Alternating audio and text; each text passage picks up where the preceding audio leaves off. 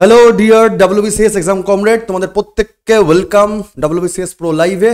আর আমরা Indian art and কালচারের যে টপিক ওয়াইজ সেশন করছিলাম তার আজকে পরবর্তী সেশনে চলে এসেছি, যেখানে স্কাল্পচার বলতে পারো তার শেষতম ক্লাসটি করছি ইন্ডিয়ান স্কাল্পচারে, অর্থাৎ ভারতবর্ষের ভাস্কর্য চর্চার শেষ টপিক বলা যেতে পারে এটাকে। যেখানে আমরা আগের ক্লাসগুলোতে দেখে নিয়েছিলাম যে প্রাচীন ভারত থেকে শুরু করে মধ্যযুগ, তারপরে পরবর্তী মুঘল যুগ, সুলতানি আমল, এসব সমস্ত গল্প দেখে নিয়েছিলাম সেই সময় কি করে ভারতবর্ষে ভাস্কর্য চর্চা হতো।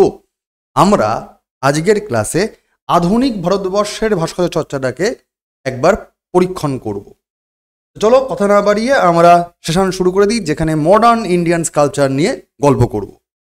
কি কি বিষয় আমাদের দেখতে হবে? প্রথমে দেখতে হবে যে এই মডার্নিজম বা আধুনিকতার যে বাদ বা আধুনিকতা বিষয়টা ভারতবর্ষের ভাস্কর্যে এর উত্থান হচ্ছে মোটামুটি বিংশ শতকে, 20th সেঞ্চুরিতে, এবং সেটা হচ্ছে কিন্তু পাশ্চাত্য প্রাতিষ্ঠানিক শিক্ষার হাত ধরে, ওয়েস্টার্ন একাডেমিক আর্ট ট্র্যাডিশন তার হাত ধরে ভারতবর্ষে এই পার্টিকুলার যে ভাস্কর্য চর্চা আধুনিক ভারতবর্ষে তার চর্চা শুরু হচ্ছে। এই সময়তে কি হয়েছিল যে পার্টিকুলার শহুরে এবং মধ্যবিত্ত জীবনের যে দাবিগুলো, এইগুলোই কিন্তু এখানে প্রস্ফুটিত হয়েছে এই ভাস্কর্য চর্চার মাধ্যমে। অর্থাৎ এই ধরনের যে চিত্রকলা, এই ধরনের যে ভাস্কর্য কারা কিনবে? তখনকার দিনে তো কোনো রাজা বাদশাহ খুব বেশি করে পৃষ্ঠপোষকতা করছে না আগেকার দিনের রাজা বাদশাদের মতো। এই সময় সমাজ, অর্থনীতি, রাজনীতি পাল্টাচ্ছে। তো সেই নিরিখে এই ধরনের ভাস্কর্য চর্চাকে যারা কি বলবো, যারা আর কি আদর যত্ন করতো, তারা হচ্ছে বড়লোক সম্প্রদায়ের লোকজন এবং উচ্চ বর্গের মধ্যবিত্ত সম্প্রদায়ের লোকজন। তাদের ইগোকে স্যাটিসফাই করার জন্য এক ধরনের ভাস্কর্য চর্চা শুরু হয়ে যাচ্ছে এই যুগ থেকে, এবং তারই প্রতিফলন দেখা যাচ্ছে যে এখানে একরকম ভাবে বাস্তববাদের গল্প উঠে আসছে, রিয়ালিজমের গল্প উঠে আসছে। ঠিক আছে, এই বাস্তববাদ জিনিসটা কি বা কিভাবে এই গল্পগুলো উঠছে সেটা আমরা যদি দেখি তাহলে দেখব, এক, শুরুর দিকে ইংরেজরা বা পর্তুগিজরা বা পার্টিকুলার যারা ডাচ বা কিংবা ফরাসি লোকজন ভারতবর্ষে আগমন হয়েছে 16 শতাব্দীর পরবর্তীকালে, মানে মুঘলদের আমল বা তার সমসাময়িক পর্যায়ে বা তার পরবর্তীকাল থেকে, সেই সময় তারা তো এখানে ইউরোপিয়ান স্ট্রাকচার পর্তুগিজরা তৈরি করছেই। চার্চ, বিশেষ করে চার্চ বানাচ্ছে, গির্জা বানাচ্ছে, বেশ কিছু বিল্ডিং বানাচ্ছে তারা তাদের, যেমন ফোর্ট উইলিয়াম। আধুনিক ভারতবর্ষ যদি বলা যায় 1800 সালে ইন্ডিয়ান আমাদের যে যখন মহাবিদ্রোহ হচ্ছে, ভিক্টোরিয়া মেমোরিয়াল হল, এগুলো অনেক পরে তৈরি হচ্ছে, কিন্তু হ্যাঁ তখন আর সেইগুলোর কিন্তু রাজাদের খুশি করার জন্য এই বিল্ডিংগুলো তৈরি হচ্ছে, আর্কিটেকচার হচ্ছে। কিন্তু আর্কিটেকচার মানেই তো আর গোটা ভাস্কর্য নয়, অনেকগুলো ভাস্কর্য মানে তার মিনিয়েচার পার্ট, একটা আর্কিটেকচারাল ফর্মের তার মিনি পার্টটাই হচ্ছে স্কাল্পচার। সেটা আমরা আগের ক্লাসগুলোতে বুঝে নিয়েছি। তো প্রপার যদি আমরা এই আর্কিটেকচারাল ফরম্যাটে না গিয়ে ভাস্কর্য চর্চা বা স্কাল্পচারাল ফরম্যাটে নিয়ে আলোচনা করি, সেখানে রিয়ালিজমের গল্প উঠে আসছে প্রথম দিকে, এবং সেটাও বললাম পাশ্চাত্য যে প্রাতিষ্ঠানিক শিক্ষা তার হাত ধরে আসছে। তো মূলত এই পাশ্চাত্য প্রাতিষ্ঠানিক শিক্ষাটা যাদের হাত ধরে আসছিল তারা কারা? ব্রিটিশ শক্তির হাত ধরে আসছে। যবে ভারতবর্ষে ব্রিটিশরা পদার্পণ করছে তবে থেকেই ভারতবর্ষের স্কাল্পচারের ক্ষেত্রেও বা ভাস্কর্য চর্চার ক্ষেত্রেও কিন্তু মডার্নিটি বা আধুনিকতার ছোঁয়া লেগে যাচ্ছে। অর্থাৎ ইউরোপিয়ানদের একটা বড় সড়ো ভূমিকা চলে আসছে, ইনফ্লুয়েন্স চলে আসছে এই ধরনের আর্টিস্টিক প্র্যাকটিসের মধ্যে। এর মাধ্যমে তৈরি হয়ে যাচ্ছে আর্ট স্কুল। শিল্পকলা চর্চা করার জন্য প্রাতিষ্ঠানিক শিক্ষা দরকার, সেটা দরকার হয়ে পড়ছে। যে ব্রিটিশ শক্তি ভারতবর্ষে বণিক সেজে এসছিল, পরে রাজনীতির মঞ্চে রাজতন্ত্রে তারা কায়েম করছে রাজতন্ত্রকে, তারা তো ধীরে ধীরে আমরা জানি যে তারা শিক্ষা বিস্তার করার চেষ্টা করছে, কারণ তাদেরকে ইন্ডিয়ানদেরকে দিয়েই কাজ তুলতে হবে। কিন্তু সেটা শুধুমাত্র লেখাপড়ার মধ্যে শুধু থাকছে না, তারা এই ধরনের শিল্পকলার মধ্যেও তারা কিন্তু ইনক্লুড হয়ে পড়েছে, মানে পড়েছিল সেই সময়। Indian sculpture began moving in a new direction, resulting in the Indo-European style. এর ফলে কি হলো, ভারত এবং ইউরোপের এক সুসংবদ্ধ ভাস্কর্য চর্চার সূত্রপাত ঘটলো এর মাধ্যমে, এবং তার মাধ্যমে বেশ কিছু ভাস্কর্য চর্চার যে বক্তব্য, শিল্প তৈরি করার মাধ্যমে তার যে মূল বক্তব্য, সেটাও কোথাও না কোথাও কিন্তু ব্লেন্ড হচ্ছে, এবং সেখানে থিমগুলো পাল্টে পাল্টে যাওয়া শুরু করছে। বাস্তববাদ চলে আসছে এর মূল বক্তব্যে। তো এই বাস্তববাদ বা রিয়ালিজম যাকে বলছি, এই রকম যে মূল ইস্যু যেগুলো ছিল এই মডার্ন ইন্ডিয়ার মডার্ন স্কাল্পচার প্র্যাকটিসে, তার যদি বৈশিষ্ট্যগুলোকে এক জায়গায় জড়ো করি আমরা, তাহলে কি কি বৈশিষ্ট্য দেখব?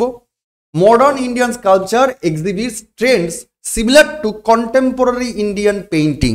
খুব বড় জিনিস, সেই সময় ভারতবর্ষে ইন্ডিয়ান পেইন্টিং চর্চারও ব্যাপার স্যাপারও কিন্তু বেড়ে যাচ্ছে।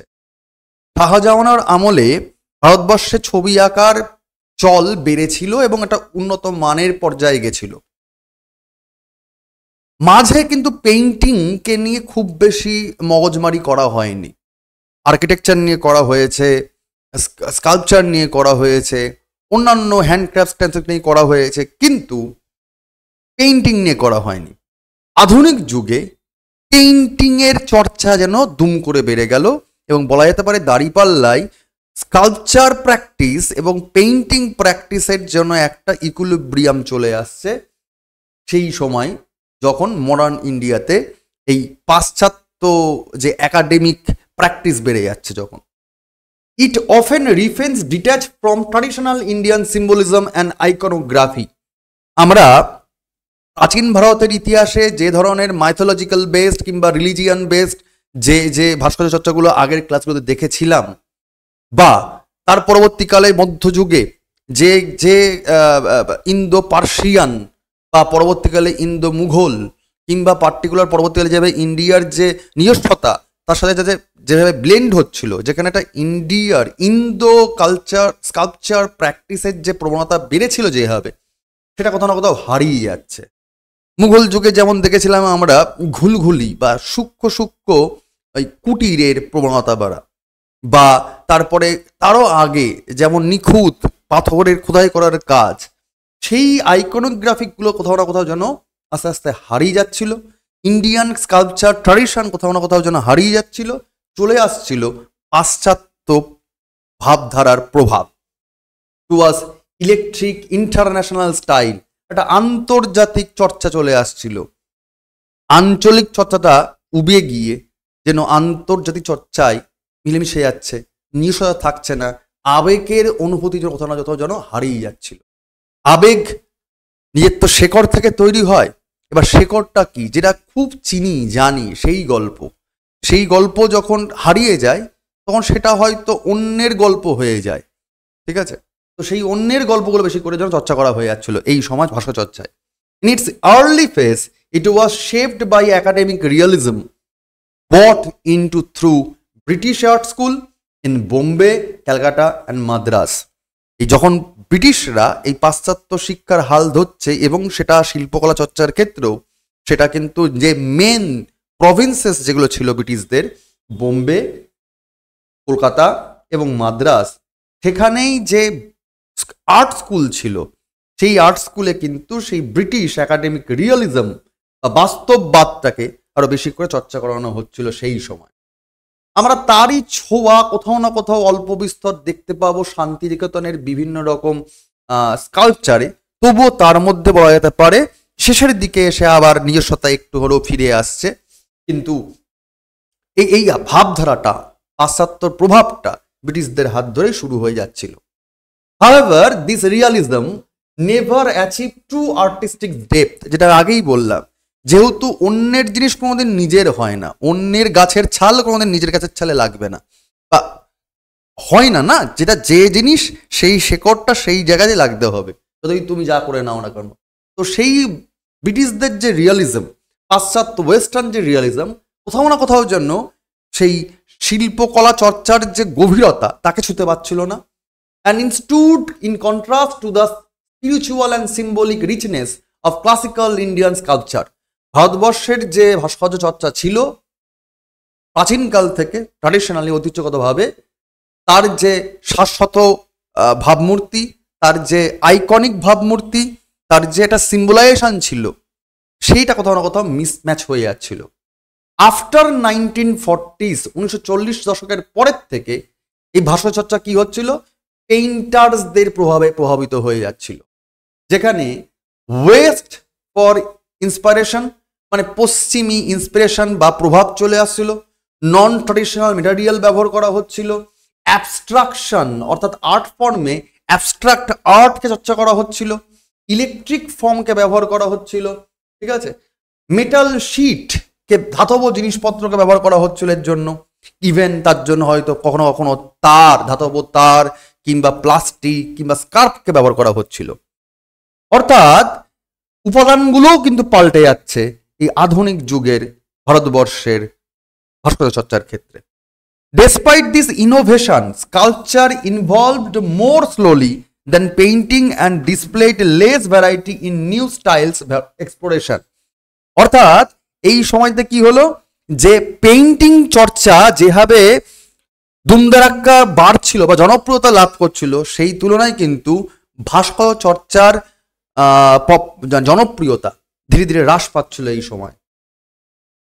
তাহলে পরিষ্কার বোঝা যাচ্ছে এই সময়তে ভাস্কর্য চর্চা কিন্তু প্রাচীন মধ্যযুগের পর থেকে আধুনিক কালে এসে যেন একটা ট্রানজিশন পয়েন্ট এসে দাঁড়িয়ে পড়েছিল।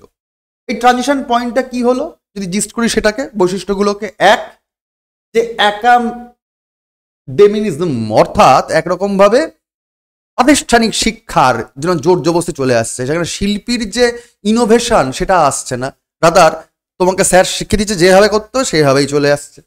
নিজস্ব কল্পনা শক্তির অবক্ষয় হচ্ছে, অ্যাবস্ট্রাকশন অ্যান্ড নন অবজেক্টিভিজমের প্রভাব চলে আসছে, ঠিক আছে, একটা পার্টিকুলার প্রতীকবাদের পরিবর্তে সেখানে একটা ঝকঝকে তকতকে গঠনগত রূপকে কোথাও না কোথাও অ্যাবস্ট্রাক্ট ফর্মকে জোর দেওয়া হচ্ছে, ঠিক আছে। পেইন্টিংয়ে যে ধরনের অ্যাবস্ট্রাক্ট ফর্ম সেই সময় ওয়েস্টার্ন কালচারে হলো, সেইখান থেকে জন্য আজকে আর্ট ফর্ম রাদার ভাস্কর্য চর্চার ক্ষেত্রে যেন সেইগুলোকে তৈরি করা হলো। এটা একটা পেইন্টিংয়ের ছবি, পাশ্চাত্য একটা পেইন্টিংয়ের ছবি, একটা অ্যাবস্ট্রাক্ট আর্ট ফর্মের ছবি, তাকেই দেখো অনেকটা কাছাকাছি এই ফরম্যাটটাই জন্য একটা স্কাল্পচারাল প্র্যাকটিস করা হয়ে গেল, একটা স্টিলের পাত দিয়ে বাড়িয়ে দেওয়া হলো। অর্থাৎ focus shifted to form, polish and texture over symbolism. কোনো একটা প্রতীককে প্রত্যায়িত না করে অ্যাবস্ট্রাক্ট ফর্মকে প্রত্যায়িত করার লক্ষণ দেখা দিল এই সময়। লিমিটেড, সীমিত হয়ে গেল এই সময় স্কাল্পচার চর্চাটা, but significant influence from folk and tribal art tradition. কিছু কিছু ক্ষেত্রে কিন্তু ধীরে ধীরে নিজস্ব যে লোক আচার, লোক সংস্কৃতি, বিশেষ করে ট্রাইবাল আর্ট ফর্ম, সেটা কোথাও না কোথাও কিন্তু ধীরে ধীরে ইনফ্লুয়েন্স করছে। কারণ শিল্পীকে তো শিল্পী সত্তাকে বন্ধ করা যাবে না, এবং শিল্পী যতই আন্তর্জাতিক হোক, আন্তর্জাতিকতা তখনই থাকবে যখন তার শেকড় যত বেশি করে তার নিজস্ব সত্তায় আটকে থাকবে, তত গভীর হবে। সেটাই ধীরে ধীরে কিন্তু আরো বেশি করে পপুলার হয়ে যাচ্ছে ভারতবর্ষের বিভিন্ন নামি দামি ভাস্কর্য শিল্পীদের হাত ধরে, যেখানে তাদের শেকড়ের গুরুত্ব তারা রাখছেন, এবং সেই শেকড়ের গুরুত্বটা কোথাও না কোথাও যেন আকাশচুম্বী হয়ে গগন ভেদ করে সারা দুনিয়ার কাছে নিজস্বতাটাকে প্রকট করে তুলছেন। তাদের হাত ধরে সেই ভারতবর্ষের শেষ মুহূর্তে ভাস্কর্য শিল্পচর্চাকে বিশ্ব দরবারে নামাঙ্কিত করে দিচ্ছে আধুনিক যুগে। এরকম বেশ কিছু যারা ভাস্কর্য শিল্পী ছিলেন তাদের নাম এখন আমরা দেখে নিই, তাদের নাম পরীক্ষায় আসে। যেমন এক, ডিপি রয় চৌধুরী। ডিপি রয় চৌধুরীর যদি একটা স্কাল্পচারাল ফরম্যাট দেখো, এটা খুব পপুলার স্কাল্পচারাল ফর্ম, যার নাম হচ্ছে triumph of labour muscular expressionistic style. তার মানে এটা হচ্ছে তার নাম, শিরোনাম এই ভাস্কর্য চর্চাটার শিল্পটার। ইনি যে পাথর কেটে কেটে যে ভাস্কর্যটা বানিয়েছিলেন, সেখানে দেখো বেশ কিছু মানুষজন, তারা শ্রমের বিনিময়ে তারা জীবন ধারণ করছেন। সেখানে সমাজের অর্থনীতি, তাদের পরিশ্রম, তাদের সমস্ত দুঃখ কষ্ট যন্ত্রণা সবকিছু কিন্তু প্রকট হচ্ছে, যেখানে পুরুষতান্ত্রিকতার যে ছোঁয়া আজ বহির্বিশ্বের সঙ্গে, অর্থাৎ মাস্কুলার যে জেন্ডিটি মানে জেন্ডার, সেটাও কিন্তু যেমন প্রকটিত হচ্ছে এখানে, তেমনি তাদের শারীরিক যে কসরত, সেই কসরতটাও কিন্তু বিভিন্ন রকম এক্সপ্রেশন, কষ্ট হোক, রাগ হোক, অভিমান হোক, সমস্ত রকম এক্সপ্রেশনগুলোও কিন্তু এখানে প্রকটিত হচ্ছে। এই ট্রাম্প অফ লেবার মানে শ্রমের জয়, এটা কিন্তু সেই সময় তার বিখ্যাত যে ভাস্কর্য শিল্প তার মাধ্যমে উঠে আসছে। তো ডিপি রয় চৌধুরীর নাম সেই সময় আধুনিক ভারতবর্ষের ভাস্কর্য শিল্পীদের ক্ষেত্রে গুরুত্বপূর্ণ অন্যতম। 2 নম্বর ব্যক্তি যিনি বাঙালি ভাস্কর্য চর্চার ক্ষেত্রে খুবই গুরুত্বপূর্ণ, শুধু বাঙালি নয়, ভারতীয় এবং আন্তর্জাতিক ভাস্কর্য চর্চার ক্ষেত্রে, তিনি আর কেউ নন, রামকিঙ্কর বেইজ। শান্তিনিকেতনের ছাত্র, তিনি সারা জীবন রবি ঠাকুরের স্নেহধন্য। তিনি নারী মূর্তি বা মূর্তিকে কিন্তু কোথাও না কোথাও আবার প্রত্যায়িত করছেন এই ফরম্যাটকে। রবি ঠাকুর একবার নাকি তাকে বলেছিলেন যে শিল্পকে আলটিমেট রূপ দেওয়ার জন্য জীবনের সমস্ত রকম রসকে আস্বাদন করে নাও। তো তিনি সেই মন্ত্রে দীক্ষিত এবং সেই নিরিখে জীবনের সমস্ত রকম যে রং, রূপ, রস যা আছে তাকে তিনি এক্সপ্রেশন করেছেন এবং তাকে তার সমস্ত রকম যে যে যে শক্তিগুলো, জীবন শক্তি, তাকে তিনি সেখানে প্রকটিত করেছেন। এবং এই যে স্কাল্পচারটা, তার নাম হচ্ছে পাস্ট অফ ইয়াং ওমেন। তার অন্যান্য ভাস্কর্য শিল্পের মধ্যে এটা খুব গুরুত্বপূর্ণ, রামকিঙ্কর বেইজ। 3 নম্বর নাম বলতে পারি ইন্ডিয়ান স্কাল্পচারের ক্ষেত্রে, তিনি আর কেউ নন, বি ভিতাল। বি ভিতাল, তার ভাস্কর্য শিল্প চর্চার ক্ষেত্রে কিন্তু গুরুত্বপূর্ণ স্টাইল ছিল। সেটা কি? তিনি সেখানে ফিজিওগনমিকে ব্যবহার করেছেন এবং তার যে স্কাল্পচারাল যে ফরম্যাট, তুমি তাকিয়ে দেখো রামকিঙ্কর বেইজের মধ্যে কিন্তু মানুষের মুখ মানুষেরই লাগছে, কিন্তু পরেরটা তাকিয়ে দেখো মানুষ বোঝা যাচ্ছে কিন্তু পুরোপুরি মানুষ নয়। অর্থাৎ দার্শনিক কনসেপ্ট রয়েছে, দার্শনিক কনসেপ্টের মাধ্যমে তিনি তার ছবিটাকে প্রত্যায়িত করেছেন বা মূর্তিটাকে প্রত্যায়িত করেছেন। এবং বিশেষ করে এই ফিজিওগনমিক যে তার মানুষের যে হেড স্টাইল, তার ভাস্কর্যচর্চার ক্ষেত্রে খুব গুরুত্বপূর্ণ ভূমিকা রাখে। এই যে ফিলোসফিক্যাল হেড, তার জন্যই তার শিল্পচর্চাকে আরো বেশি করে গুরুত্ব দেওয়া হয়। এই স্টাইল তিনিই নিয়ে এসেছিলেন, বি ভিতাল। এনার জন্য এটা জনপ্রিয় সারা বিশ্বের কাছে। নেক্সট, শঙ্খ চৌধুরী। তিনি আরেকজন অন্যতম বিখ্যাত ভারতবর্ষের ভাস্কর্য শিল্পী, যিনিও অ্যাবস্ট্রাক্ট নয়, rather emphasise vitality in female ফর্মসকে তিনি একটা উন্নত মানের জায়গায় নিয়ে গেছিলেন। অনেকটা অ্যাবস্ট্রাক্ট নন, এক ধরনের প্রতিমূর্তি তিনি প্রত্যায়িত করেছেন তার ভাস্কর্য শিল্পের ক্ষেত্রে বা শিল্পের মাধ্যমে। নেক্সট, রাঘব কানেরিয়া। আধুনিক ভারতবর্ষের আধুনিকতম ভাস্কর্য চর্চার ক্ষেত্রে এই ভদ্রলোক অন্যতম স্টাইল নিয়ে আসছেন। তিনি সেখানে ধাতব শীট তাকে ব্যবহার করছেন উপাদান হিসেবে এবং সেখানে প্রাচীন ভারতবর্ষের যে এসেন্স তাকে ব্লেন্ড করে দিচ্ছেন। তাকেই দেখো, আমরা প্রাচীন ভারতবর্ষে যে বুল বা অক্স, তার যে প্রতিমূর্তিগুলো পেতাম অশোকের আমল বা তার সমসাময়িক সময়তে পরবর্তীকালেও, তারই দেখো কোথাও না কোথাও আধুনিকতম রূপ আসছে যেখানে ধাতব পদার্থকে ব্যবহার করা হচ্ছে। Use material to define energy and movement. Bull, রাঘব কানেরিয়া এই নামটা এবং তার কেন বিখ্যাত এগুলো একটু ভালো করে খেয়াল রাখো বা নোট করে রাখো। নোটগুলো তো তোমাদের সমস্ত কিছু টেলিগ্রাম গ্রুপে দিয়ে দেওয়া হচ্ছে, দেখো ডেসক্রিপশন গ্রুপে দেওয়া আছে বক্সে টেলিগ্রাম গ্রুপের লিঙ্ক। যদি তুমি নতুন হও তা জয়েন করে যাও, নোটপত্র দিয়ে দেওয়া হয়, আর না হলে কিন্তু ক্লাস নোট করে নাও। আর রেগুলার বেসিসে কিন্তু মক টেস্ট চলছে, অলরেডি শুরু হয়ে গেছে, জানো নিশ্চয়ই। চলো নেক্সট যে ব্যক্তি ইম্পর্টেন্ট, আদি দেবিয়ারওয়ালা। ইনিও এক ধরনের আনআর্থলি অবজেক্ট তৈরি করছেন, মানে যেন অপার্থিব বস্তু, এ পৃথিবীর লোক নয়, কোনো অ্যালিয়েন্ট, কোনো একটা কি বলবো নন ফিগারিস্টিক, এবং সেগুলো ক্ষুদ্র আকৃতির ভাস্কর্য, খুব বড় বড় আকারের নয়, ঠিক আছে। Elongated and minimalistic figures with unearthly character. অপার্থিব চরিত্রকে নিয়ে তিনি চরিত্রায়ন করছেন তার ভাষা চর্চার মাধ্যমে। তো আদি দেবেরওয়ালার ইনিও কিন্তু অন্যরকম রূপ নিয়ে গেছিলেন আধুনিক ভাস্কর্যের ভাষা শিল্পকে। নেক্সট, মহেন্দ্র পান্ডিয়া।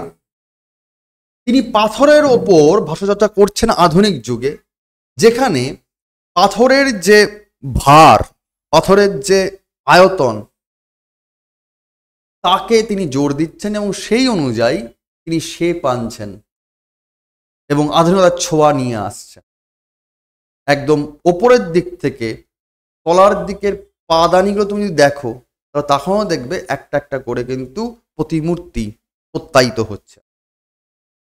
অর্থাৎ আমরা এতক্ষণ ধরে যে আধুনিক ভারতবর্ষের আর্ট অ্যান্ড কালচারের স্কাল্পচারাল পয়েন্টগুলো দেখলাম এতগুলো ক্লাসে, সেখানে কি দেখলাম যে প্রাচীন যুগ থেকে শুরু করে কি করে পেইন্টিংয়ের হাত ধরে সেই ভীমবেটকা পেইন্টিং দিয়ে শুরু হয়েছিল, পরবর্তীকালে অস্ত্র বানাবার জন্য খুটখাট করে তারা পাথর বানিয়ে অস্ত্র বানাতো পাথরকে ভেঙে। তারপর সেটাকে থেকে কিন্তু আর্ট ফর্ম আধুনিক ভারতবর্ষে বাড়ছিল প্রাচীন যুগ থেকে ধীরে ধীরে ধীরে ধীরে, এবং সেখান থেকেই কিন্তু বলতে পারো জীবনের চাকাকে ঘুরিয়ে নিয়ে যাওয়া হলো তোমাদের ক্লাসের মাধ্যমে, এবং এখনও চর্চা হচ্ছে। সমসাময়িক কালে ভারতবর্ষের গুরুত্বপূর্ণ যারা স্কাল্পচারিস্ট, যারা ভাস্কর্যবিদ, তাদের নামগুলো একটু কমেন্টে জানিয়ে দিও। আর আমরা যেমন স্কাল্পচারাল পোর্শনটা পড়লাম ক্লাসে, তেমনি যে টপিকগুলো আমরা এখনো ইন্ডিয়ান আর্ট অ্যান্ড কালচার থেকে পড়ব, সেগুলো কি আর্কিটেকচার, সেটা কেভ আর্কিটেকচার হোক কিংবা টেম্পল আর্কিটেকচার হোক, বিভিন্ন রকম আর্কিটেকচারগুলো পড়তে হবে। দেন পেইন্টিংস পড়তে হবে, হ্যান্ডক্রাফটস হস্তশিল্প পড়তে হবে, ইন্ডিয়ান মিউজিক, ডান্সেস কিংবা থিয়েটার সিনেমাকে নিয়ে পড়াশোনা করতে হবে, পাপেট্রি কালচারকে নিয়ে পড়তে হবে, পটারি মৃৎশিল্প কীভাবে হয়েছে, সার্কাসটাও যে একটা ইন্ডিয়ান আর্ট ফর্মের মধ্যে পড়ে, এগুলো তো ভুলে গেছে লোকজন। মার্শাল আর্টটা কীরকম চর্চা করা হতো, আর ভারতবর্ষে মেলা বা উৎসবকে বাদ দিয়ে কী করে ভারতের সংস্কৃতিকে পড়া যেতে পারে। সুতরাং এইগুলো আমরা টপিক ওয়াইজ পর আসবো। তোমাদের সেশনগুলো কেমন লাগে সেটা জানিয়ে দিও। আর আজকের ক্লাসে কিন্তু আমরা ওভারঅল এই প্রাচীন যুগ থেকে শেষ পর্যন্ত আধুনিক যুগে এসে কিভাবে সমস্ত রকম ভাবে আমরা এই স্কাল্পচার চর্চাটা হলো ইন্ডিয়াতে, সেটা পড়লাম। তোমরা কমেন্টে জানিয়ে দিও সেশনগুলো তোমাদের কেমন লাগছে। আমরা পরের দিনকে পরের কোনো আর্ট অ্যান্ড কালচারকে নিয়ে আলোচনা করব। Best of luck and thank you.